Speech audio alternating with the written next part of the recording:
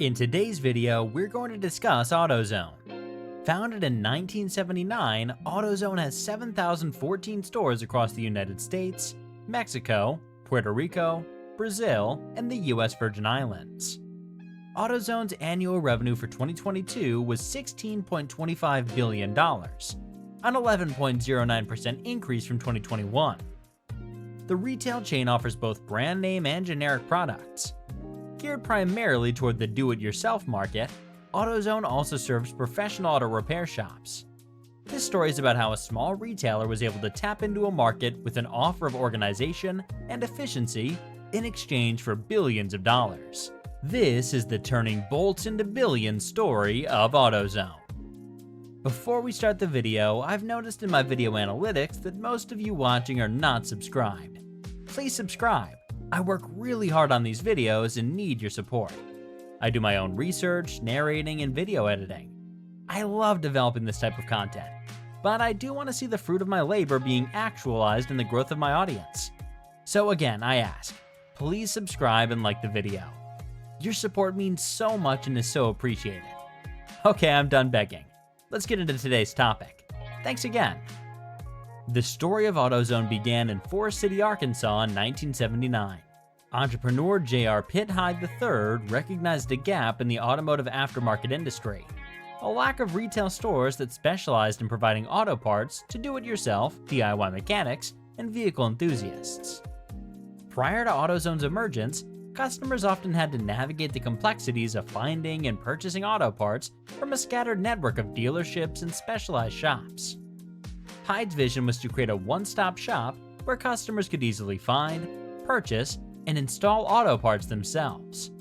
He believed that providing a comprehensive range of quality parts, along with knowledgeable staff and reliable customer service, would cater to the needs of both DIY mechanics and professional repair shops. With this idea in mind, Hyde opened the first AutoZone store in Forrest City. Originally a division of Memphis-based wholesale grocer Malone & Hyde, the company was known as Auto Shack. After the sale of the grocery operation to the Fleming Companies of Oklahoma City, Oklahoma, the name of the company was changed to AutoZone to reflect the new focus and settle a lawsuit brought by Tandy Corporation for infringing on Tandy's Radio Shack trademark. On July 4, 1979, the first store opened in Forrest City, Arkansas, under the name of Auto Shack. Doc Crane was the store's first manager. Sales that first day totaled $300. In 1981, Express Parts, or VDP, was implemented to get the customers hard-to-find parts by special ordering them through wholesalers. The total stores were 73 in 7 states. In 1984, the company became the first auto parts retailer to create a quality control program for its parts. Total stores were 194 in 13 states. In 1985, Doc Crane coined the term WITTD-TJR, which stands for What It Takes to Do the Job Right. The total store count is 263 in 14 states. Peter Formanek stepped in as president. He oversaw the auto parts firm's daily operations and worked on growth strategy.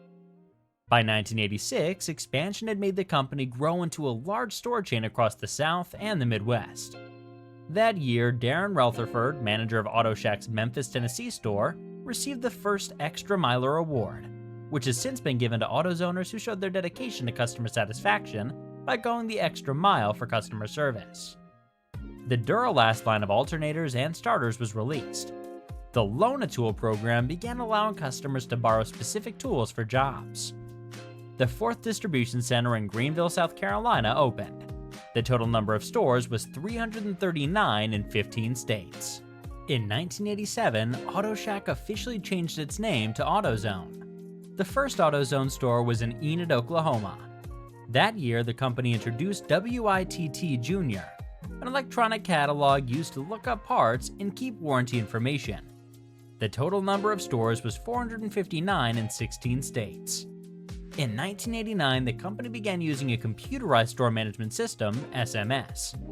The Duralast battery line, consisting of Sub-Zero, Desert, and Long Life, was released. The total number of stores was 513 in 17 states. In 1991, its stock began trading on the New York Stock Exchange using the ticker symbol AZO.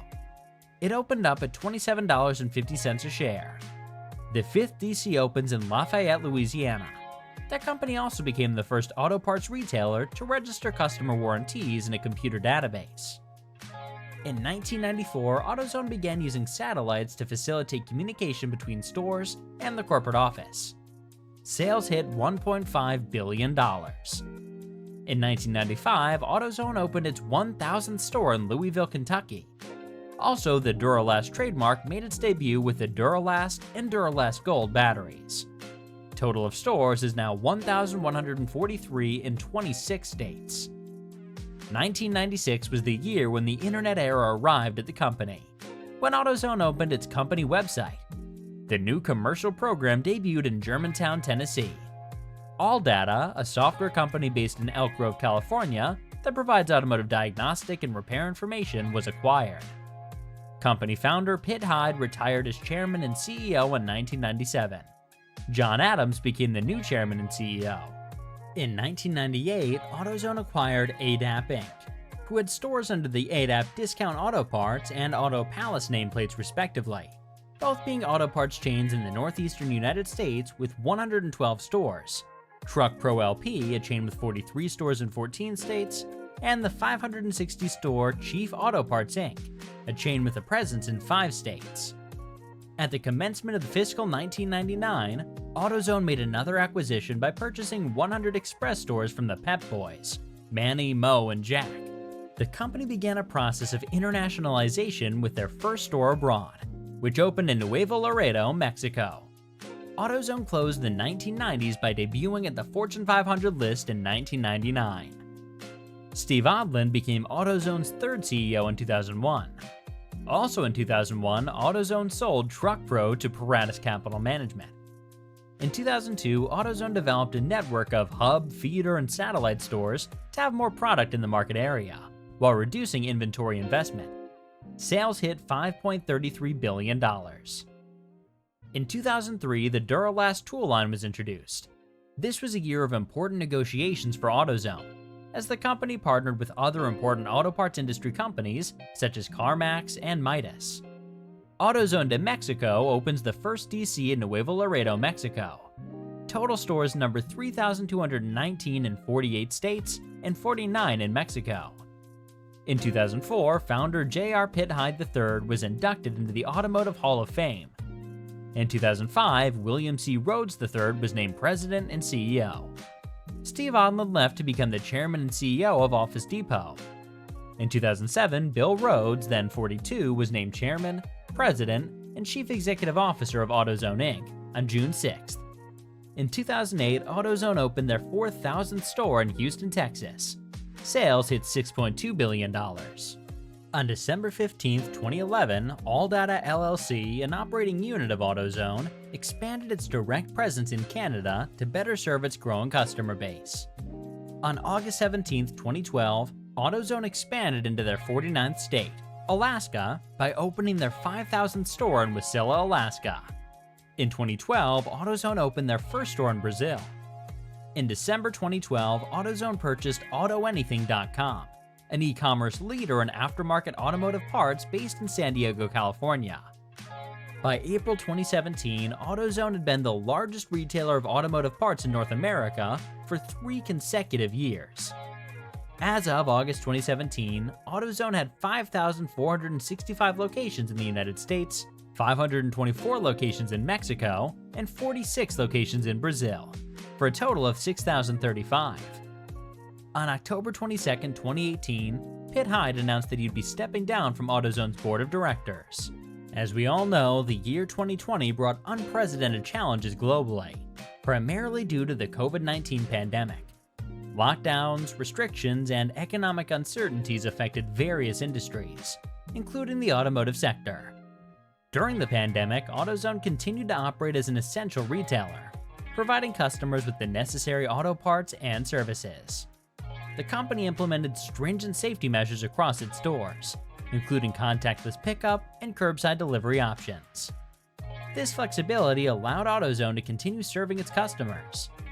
During COVID, as consumers increasingly turned to online shopping, AutoZone was quick to adapt by enhancing its digital presence and services. The company invested in its online platform, making it more user-friendly and intuitive for customers to search, select, and purchase auto parts from the comfort of their own homes. AutoZone's digital transformation extended beyond its e-commerce platform. The company leveraged technology to offer virtual assistants, enabling customers to receive expert advice and recommendations remotely. With all of AutoZone's growth and success, it hasn't all been rainbows and sunshine. They've been plagued with scandals. One of the most significant scandals involving AutoZone occurred in the early 2000s, when the company faced multiple discrimination lawsuits. In 2005, a former AutoZone store manager named Rosario Juarez filed a lawsuit alleging gender and pregnancy discrimination. Juarez claimed she was demoted and subsequently fired after announcing her pregnancy. The case made headlines and raised concerns about workplace discrimination within the company. The scandal not only drew attention to AutoZone's treatment of female employees, but also highlighted broader issues related to workplace diversity and equality. The company faced criticism for its handling of the situation, leading to a tarnished reputation and financial repercussions from the lawsuits. AutoZone faced another gender discrimination scandal in 2016 when an employee named Rosario Herrera filed a lawsuit against the company. The lawsuit alleged that AutoZone engaged in gender discrimination by promoting less qualified male employees over female employees. The case also claimed that the company retaliated against Herrera for speaking out about the alleged discrimination. The scandal shed light on workplace culture and practices within AutoZone, bringing the company's internal dynamics under scrutiny. The legal battle emphasized the importance of fair treatment and equal opportunities for all employees regardless of gender. But probably one of their worst scandals to hit their core business occurred in 2013. AutoZone found itself embroiled in another controversy that involved the sale of counterfeit auto parts. The United States Department of Justice, DOJ, announced that AutoZone had entered into an $11 million settlement over allegations that it had sold counterfeit automotive parts, including air filters and spark plugs. The investigation revealed that AutoZone had knowingly sold these counterfeit parts to customers. This scandal raised questions about AutoZone's commitment to quality and customer safety. The DOJ's involvement underscored the serious legal and ethical implications of selling counterfeit products, and the company's reputation suffered as a result. As you can see, the story of AutoZone is complex, just like every other billion-dollar company. Let me know in the comments what you think about all the scandals AutoZone's been involved in. Have any of these scandals made any of you stop shopping with AutoZone? Did you even know about them? I'm very curious. Thanks for watching. Please don't forget to subscribe for more company documentary videos and unique company stories. And be sure to like the video as well. Alright guys, see you in the next video.